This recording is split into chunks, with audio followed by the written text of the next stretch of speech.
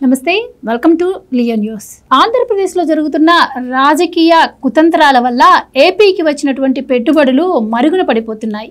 కూటమి ప్రభుత్వం అధికారంలోకి వచ్చినటువంటి ఈ 15 నెలల కాలంలోనే ఏపీకి ఇప్పటి వరకు 10 లక్షల కోట్ల పైన పెట్టుబడులు వచ్చాయి. దాదాపు విశాఖలోనే 5 లక్షల ఉద్యోగాల రూపకల్పన కూడా జరిగింది. అలాగే ఇప్పుడు అతిపెద్ద గూగుల్ కి అనుసంధానమైనటువంటి రైడెన్ ఇన్ఫోటెక్ డేటా హబ్ కూడా ఆంధ్రప్రదేశ్ లో పెట్టుబడులు పెట్టేందుకు సిద్ధమైంది అంటున్నారు. దీని ద్వారా ఏపీ ఒక గేమ్ చేంజర్ అవ్వబోతుందని, విశాఖ రూపురేఖలే మారబోతున్నాయని, అలాగే 3వ అతిపెద్ద డేటా సెంటర్ ఇదేనని చెప్పి కూడా వార్తలు వస్తూ ఉన్నాయి.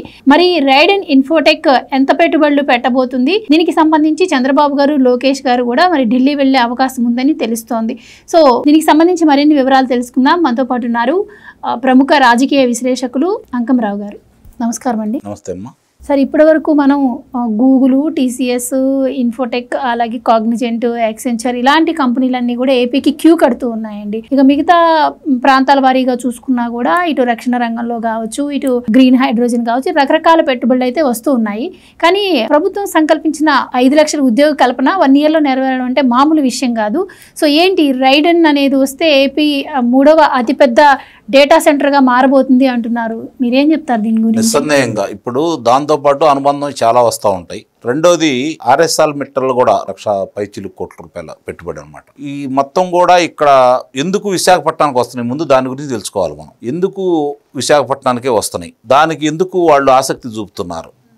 జగన్మోహన్ రెడ్డి లాంటి వ్యక్తి ఇక్కడ పెట్టుబడులు పెట్టొద్దు అని చెప్పని ఉత్తరాలు రాస్తున్నా కూడా కాదని ఎందుకు వస్తున్నాయి? అది కనుక ఒకసారి కనుక మనం పరిశీలిస్తే వాళ్ళకి ఇప్పుడున్న ప్రభుత్వ పెద్దల కంటే కూడా వాళ్ళకు క్లారిటీ వచ్చింది, ఎట్టి పరిస్థితుల్లో మళ్ళీ జగన్మోహన్ రెడ్డి రాడు అని. ప్రజలు వాళ్ళకు భరోసా ఇచ్చారు. ప్రజల మనోభావాలే వాళ్ళకి చాలా ముఖ్యం కాబట్టి వాళ్ళు ప్రజల మనోభావాలను వాళ్ళు గౌరవిస్తున్నారు. ఎట్టి పరిస్థితుల్లో కూడా మన పెట్టుబడులకు కానీ, మన వ్యాపార సంస్థలకు కానీ, మనం దీన్ని విస్తరించే కార్యక్రమంలో కానీ మనకు ఎలాంటి ఇబ్బందులు ఎదురు రావు. అది కూడా ముఖ్యంగా ప్రశాంత వాతావరణంతో పాటు మంచి మనుషులు ఉన్నటువంటి, ఎలాంటి ఎడావుడి చేయకుండా, ఎలాంటి గొడవలు చేయకుండా సౌమ్యంగా ఉండే వ్యక్తులు ఉన్న ప్రదేశం, ప్రశాంతతకు నిలయం విశాఖపట్నం. దాన్ని కావాలని చెప్పని ఇప్పుడు వాళ్ళు ఎన్నుకోవడం కూడా జరిగింది. అట్లాగే ఈ ప్రభుత్వం ఇచ్చే సౌకర్యాలు కావచ్చు, ఈ ప్రభుత్వం ఇచ్చే ప్రోత్సాహాలు కావచ్చు, ఈ ప్రభుత్వం సమకూర్చే మౌలిక వసతులు కావచ్చు, వీటన్నిటి మీద కూడా వాళ్ళకి విపరీతమైన నమ్మకం ఉంది. కాబట్టి ఇక్కడే పెడితే మీరు అన్నట్టు సముద్ర తీరానికి దగ్గరలో ఉంది.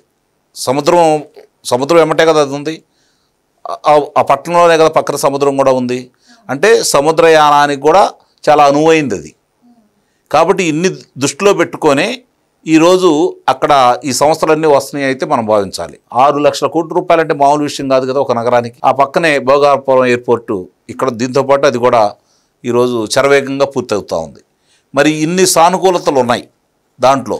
అలాగే యువకులు విపరీతంగా ఉన్నారు అక్కడ అందుబాటులో. అంటే విద్యా సంస్థలు ఉన్నాయి. ఈరోజు ఆంధ్ర రాష్ట్రంలో ఎక్కడికో దేశ విదేశాల్లో ఉద్యోగాలు చేస్తూ, ఉన్నత ఉద్యోగాలు చేస్తూ విపరీతంగా పిల్లలు సాఫ్ట్వేర్ రంగంలో కావచ్చు, లేకపోతే మిగిలిన రంగాల్లో కూడా ఉత్తీర్ణులై ముందుకెళ్తూ ఉన్నారు కదా. వాళ్ళందరికీ ఈ ఇక్కడ కార్యక్రమాలు వీళ్ళు ఏర్పాటు చేసి ఇక్కడే ఉంటే ప్రశాంతంగా ఉంటుంది. ముఖ్యంగా వాళ్ళకి మ్యాన్ పవర్ ఉంది ఇక్కడ, అలాగే సహకరించే ప్రభుత్వం ఉంది. ఇంకేం కావాలి వాళ్ళకి?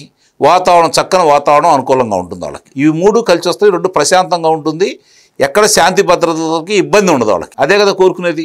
పరిశ్రమలు వృద్ధి చెందాలి అంటే వాళ్ళు ఉత్పత్తి చేసేది వినియోగం కూడా కావాలి కదా. కాబట్టి అన్ని వసతులు ఉన్నటువంటి ప్రదేశం వాళ్ళ చర్చిలో వాళ్ళు ఏమి ఇంత పెట్టుబడులు ఇక్కడ పెడుతున్నారు అంటే, రేపు పొద్దున 85,000 కోట్ల రూపాయలు పెట్టుబడి పెడుతున్నారు అంటే ఈ రైడెన్ సంస్థ వీళ్ళు, వాళ్ళు వరకు ఎందుకు పెడతారు? 85,000 కోట్ల రూపాయలు అంటే మామూలు విషయం కాదు కదా. మరి ఎందుకు పెట్టుబడి పెడతారు అంటే వాళ్ళకి ఇక్కడ పెట్టుబడి పెడితే లాభాలు వస్తాయనే నమ్మకం బలంగా ఉంది. కాబట్టి మనకేం కావాలి? పెట్టుబడి పెడుతున్నారు వాళ్ళు, మన పిల్లలకు ఉద్యోగాలు వస్తున్నాయి. ఇదే కదా ఇప్పుడు ఆంధ్ర రాష్ట్రానికి కావాల్సినవి. కాబట్టి వాళ్ళకి ఈరోజు అవకాశాలు ఇస్తున్నారు. ఆ వాళ్ళు ఇక్కడ పెట్టడానికి ముందుకు వచ్చి ఈరోజు చంద్రబాబు నాయుడు గారి మీద ఉన్న నమ్మకంతో పాటు ఇక్కడ వాళ్ళంటూ వస్తే వాళ్ళ అనుబంధం ఇంకెన్నో వస్తాయో మీరు చూడండి కావాలంటే. వాళ్ళందరూ వచ్చిన తర్వాత చాలామంది చాలా రకాలుగా మాట్లాడుతూ ఉంటారు రాకుండా చేయడం కోసం. జగన్మోహన్ రెడ్డి కావచ్చు, వాళ్ళకి సంబంధించిన వడ్డే శోభనాథేశ్వరరావు కూడా లూలు మాల్ రావడం కావచ్చు, ఐటీ కంపెనీలు రావడం వల్ల ఇక్కడ అంటే నీటి లభ్యత తక్కువ. ఇలాంటి కంపెనీలు వస్తే మరి తాగడానికి నీళ్లు కూడా ఉండవు అని చెప్పి ఈ పట్టుబడులు ఉపసంహరించుకోవాలని చెప్పి ఆయన కూడా లేఖలు రాస్తున్నారు కదా. ఇప్పుడు మనకి గోదావరి జలాలు ఎన్ని టీఎంసీలు నీళ్లు సముద్రం పాలవుతున్నాయో చూస్తూనే ఉన్నాం. ఇప్పుడు ఈయన ఇక్కడ కట్టినందువల్ల ఏ రాష్ట్రానికి ఇబ్బంది లేదు. ఏ రాష్ట్రం ఎన్ని మాట్లాడుకున్నా కూడా చంద్రబాబు నాయుడు గారు అయితే పూర్తి చేస్తారు. అది పూర్తి చేసిన తర్వాత వీళ్ళు అనుకున్నట్టు మిగులు జలాలు ఉంటాయి. అర్థమైందా? నిజంగా కరువు వచ్చింది, నిజంగా నీళ్లు ప్రవాహం రాదు కిందకి, పైనుంచి వాళ్ళు వదలరుగా. వీళ్ళు ఇక్కడ నుంచి మోటార్లు వేసుకుని లాక్కు రారుగా మహారాష్ట్ర నుంచో లేకపోతే తెలంగాణ నుంచో. కాబట్టి వాళ్ళకు వచ్చిన ఇబ్బంది అయితే లేదు. సముద్రపాలయ్యే నీళ్లుని వీళ్ళు వినియోగించుకుంటారు. దానికి ఆటంకాలు పెట్టాలి కాబట్టి పక్క మన తెలుగు రాష్ట్రమే, మన తెలుగు వాళ్ళే, మా వాళ్ళే అని చెప్పి వాటేసుకొని మాట్లాడటానికి కాకుండా నిజంగా వాళ్ళ చిత్తశుద్ధి ఏంటంటే రేపు బయటపడిపోయింది. వాస్తవంగా దీనివల్ల ఎవరికి నష్టం అయితే లేదు. పెట్టుబడి పెడుతున్నటువంటి ఆంధ్ర రాష్ట్రం పెట్టుబడి పెడుతుంది. పక్క రాష్ట్రాలు ఏమైనా పెడుతున్నాయా? లేదు కదా. కానీ పక్క రాష్ట్రంలో నుంచి నీళ్లు బలవంతంగా ఏం తీసుకొస్తున్నారా? అది కూడా లేదు కదా. సముద్రపాలయ్యే నీళ్లు ఉపయోగించుకుంటామంటున్నారు. ఇప్పుడు పోలవరం కూడా వద్దన్నారు, చేసుకుంటున్నారు. పైన ప్రాజెక్టులకి ఏమైనా అనుమతులు ఉన్నాయా? అసలు ముందు ఇవన్నీ కాదు. కృష్ణా పరివాహక ప్రాంతం, గోదావరి జలాలు నీళ్ళు ఎటు ఉంటాయి, కృష్ణా పరివాహక ప్రాంతంలో నీళ్ళు లేవు కదా. ఎన్నో కరువులు చూస్తూనే ఉన్నాం కదా. పైన పొద్దున కర్ణాటక వాళ్ళు ఆల్మట్టి పెంచుతామంటున్నారు కదా. మరి ఎవరు మాట్లాడరేంటి? తెలంగాణ వాళ్ళు. దాని గురించి ఎందుకు పెద్ద అడావుడి చేయట్లేదు? అంటే ఇక్కడ పైన ఉండాలి కాబట్టి వాళ్ళ మాట చెల్లుబాటు అయిద్దని వాళ్ళు అనుకుంటున్నారు. అట్లాగే కింద ఉండాల పనులు కూడా చేసుకోవచ్చు. అవి చంద్రబాబు నాయుడు గారు చేస్తారు. వీళ్ళు ఎన్ని గగ్గోలు పెట్టినా ఏం చేసినా చంద్రబాబు నాయుడు గారు బనకచెర్ల అనేది పూర్తి చేస్తారు. అప్పుడు వీళ్ళు నీళ్లు వద్దంటే బాబు నీళ్ళు అని చెప్పి అంటారు. అప్పుడు ఒక రకమైన వర్షం పడ్డా కూడా వామ్మో ఈ నీళ్ళు ఇప్పుడు చూసాం కదా. ఈ సంవత్సరం ఏమీ లేకుండానే అన్ని కుంటలు, చెరువులు అన్నీ శుభ్రంగా నిండిపోయినాయి కదా. నీళ్ళు ఇప్పుడుగా సముద్రం పాలు అవుతూనే ఉన్నాయి కదా. ఎప్పుడు చూడనట్టుగా నాగార్జున జలాశయం కావచ్చు, శ్రీశైల జలాశయం కావచ్చు, ప్రకాశం బ్యారేజ్ కావచ్చు, లేదా పులిచింతలు కావచ్చు, కళ్ళ ముందు ఎన్ని నీళ్లు కనపడతా ఉన్నాయి. కాబట్టి ఇట్లాగే జరుగుతాయి రేపు కూడా భవిష్యత్తులో. మనకు వచ్చిన ఇబ్బంది లేదు, వాళ్ళకు వచ్చే ఇబ్బంది కూడా ఏం లేదు. వాళ్ళు రాజకీయం కోసం మాట్లాడుతున్నారు తప్ప ప్రయోజనాల గురించి, ప్రజా ప్రయోజనాల గురించి వాళ్ళు మాట్లాడట్లేదు. మేము ఇక్కడ పాలకులు, మేము ఆంధ్ర వాళ్ళతో పోరాడుతున్నాం అనే ఉద్దేశం కొద్దీ వాళ్ళు మాట్లాడుతూ ఉంటారు. వాళ్ళకి ఇంత కూడా నష్టం అయితే జరగదు. అది చర్చ పెట్టుకుంటే మాట్లాడుకోవచ్చు. ఇద్దరు ఇంజనీర్లు కూర్చోవచ్చు, లేకపోతే రెండు రాష్ట్రాల ప్రతినిధులు కూర్చొని మాట్లాడుకుంటే తెలిపోయింది. కానీ మోకాలు అడ్డేసేవాడికి ఎన్ని చర్చలు పెట్టుకున్నా ఒకటే.